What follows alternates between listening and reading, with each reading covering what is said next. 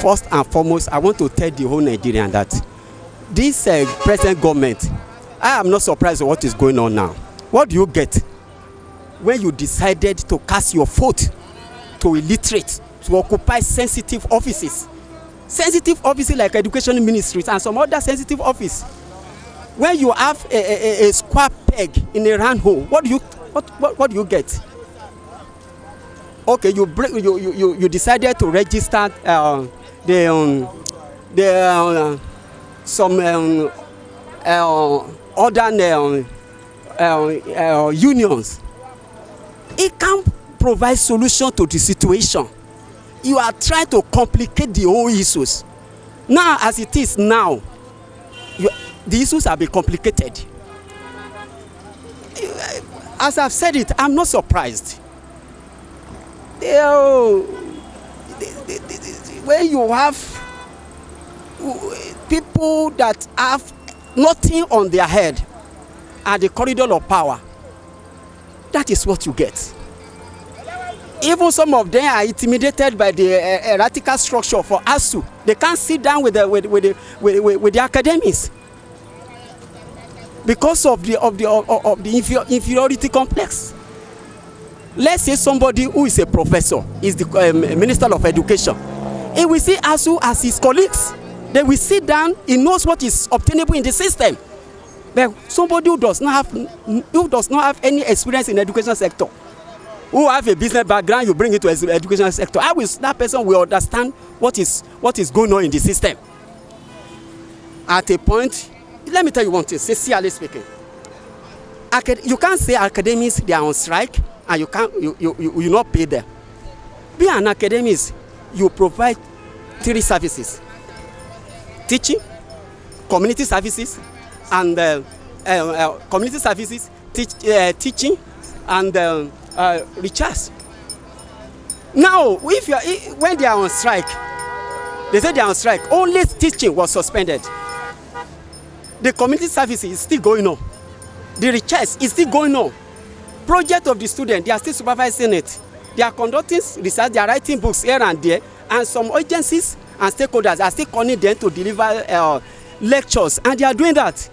But you won't know this if you are not updated. If you are not in the system, there is no how you will know it. So I am not surprised. This is very good for Nigerians. It's an eye opener. They'll be able to open their eyes before they cast their vote for people. Somebody with OND, HND, BSc in a no educational sector and be appointed as an honorable Minister of Education. It is not obtainable anywhere around the world. And that is what we are getting now. So I'm not surprised. It's good for Nigerians. They have their own children abroad. So if the whole system is being messed up, they have nothing to lose. How many presidents' daughters and sons that have graduated from abroad? Before Buhari was voted in, none of a child that graduated from foreign universities. But as at last count, he has about 7 children that have graduated from school abroad. So they lose nothing. It's the same thing applicable to all the political office holders. They lose nothing. I am a postgraduate student of University of Abuja. We were about to defend our thesis, and the whole thing was messed up. The journey of 2 years now is becoming 4 years. So what do you get? I know some of my colleagues who are about to defend their thesis in a PhD, law students that were writing their final exams. And the whole thing is that you took them to court, believing that the court is your representative and you'll be giving justice. And now court giving the justice, go and resume. Let me tell you something. How do you think that you will force a teacher to teach, to impart knowledge? He can decide to resume in the classroom, but impartation of knowledge is at his discretion. So, but all these things, the root of it is that we are having square peg in a round hole, and that's what you get. So, I'm very happy. Everyone that has seen Baba in 2015, they see what is going on now. What the government has just done is to aggravate the ASU issue. What the government has just done is to show brazen force, coercion, power. What the government has just done is to show that they are insensitive to the plight of the Nigerian people. What the government did yesterday was to tell the teachers and tell the Nigerian people to hell with you.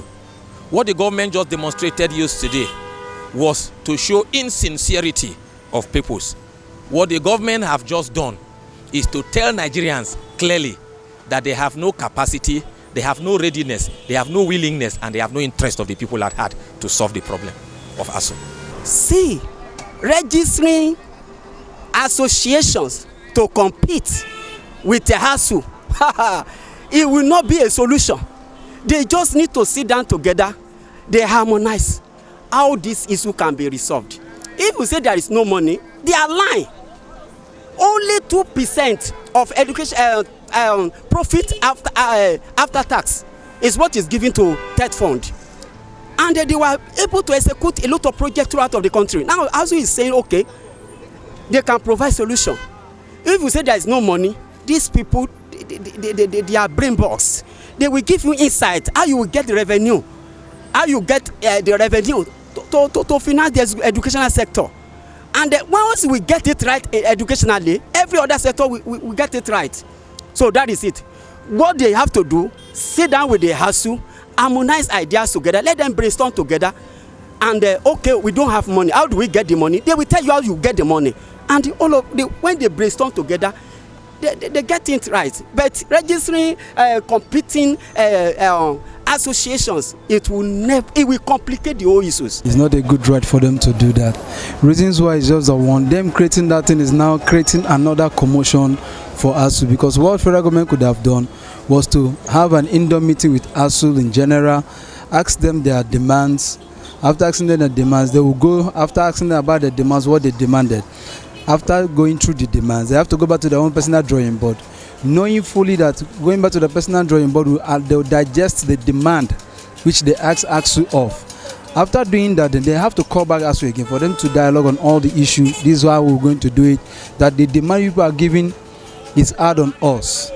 That's what they could have done. But them creating another set of people, another set of commission that, okay, this is what we need to do for we to achieve this, is not the best way. To the best of my knowledge about what happened yesterday, I think the federal government indirectly, they are trying to create, like, should I say, disagreement between themselves right now, because how is other unions agree and some other does not agree?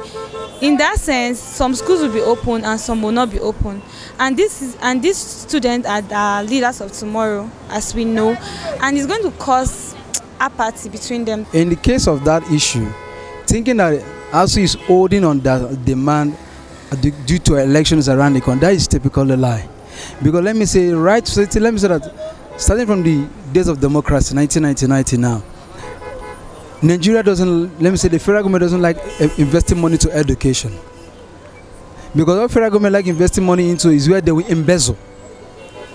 But not knowing that you investing money, because if you check other countries generally, they invest in education than any other thing. But here in Nigeria, the federal government don't want to embezzle there. They don't want to invest there because they want in a place where they can invest, they embezzle, they steal from there. Because they know very well that what ASUU is demanding from is the right. It's a total right. That's why they are trying to play panky yankee with them. Because they know that if they grant them what they demand from, that is their right. And federal government need to do that. That, because to me, I love what ASUU is doing, because it's their right. They know definitely it's their right. Because when it comes to educational constitution, it's their right that they know very well. Because they can't go outside from the educational constitution to go and bring in something else. No, it's their right. Federal government should just adapt to it and give them what they demand for. As simple as that. To the best of my knowledge, it cannot solve the situation. Because I can remember when I was in tertiary institution, I see the way it will make them, there will not be agreement at last. You understand? Because this fight is a one fight for everybody. They are fighting for their oneness. So if one institution is asking for 30 million, another 50 million, like, I don't understand. It's like they don't even have agreement between themselves. It's not about union creation. It's not about ASUU or any new one the federal government has created. The solution to the problem is to have a genuine educational system. Our educational system is faulty. And I think our leaders, they are not futuristic enough.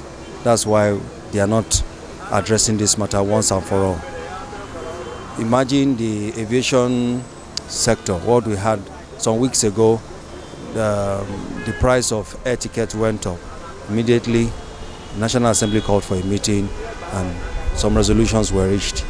Education, they have been having meetings and meetings. Nothing has been decided. It's funny.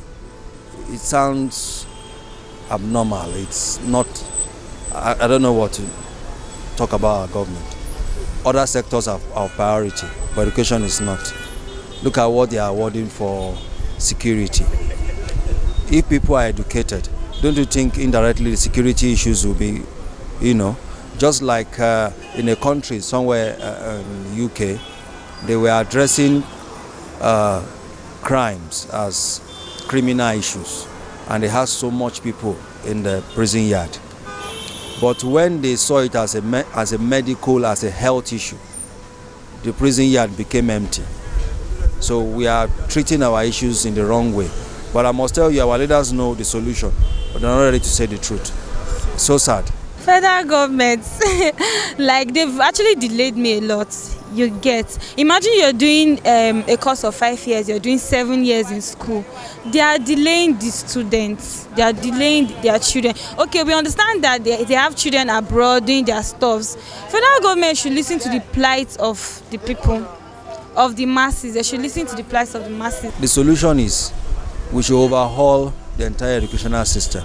We should develop a working system, not just what to be a union controlled or federal government what they feel like. There should be a system that, irrespective of who is the president, it will be working. The accreditation of other union is to bring a problem so that to devalue that of ASU.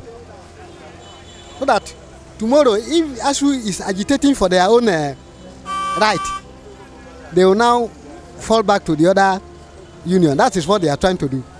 And it will not help. You have to solve the problem from the root, grassroots, not by forming another thing.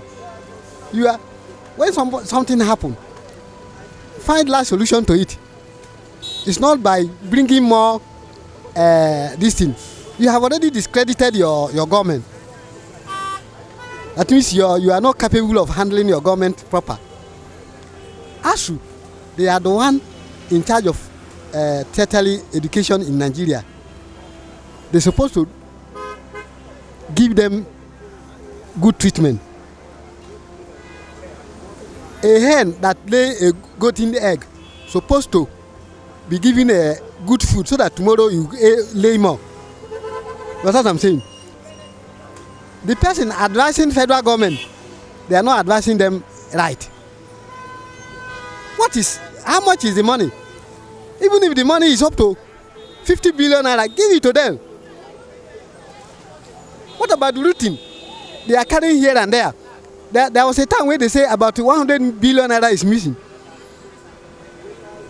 They seal it up. Then somebody that is very beneficial to the whole nation, instead of you to handle them with care, and you are playing over their intelligence. And these people, they are elite. They are highly educated. Such a person is not supposed to play with them.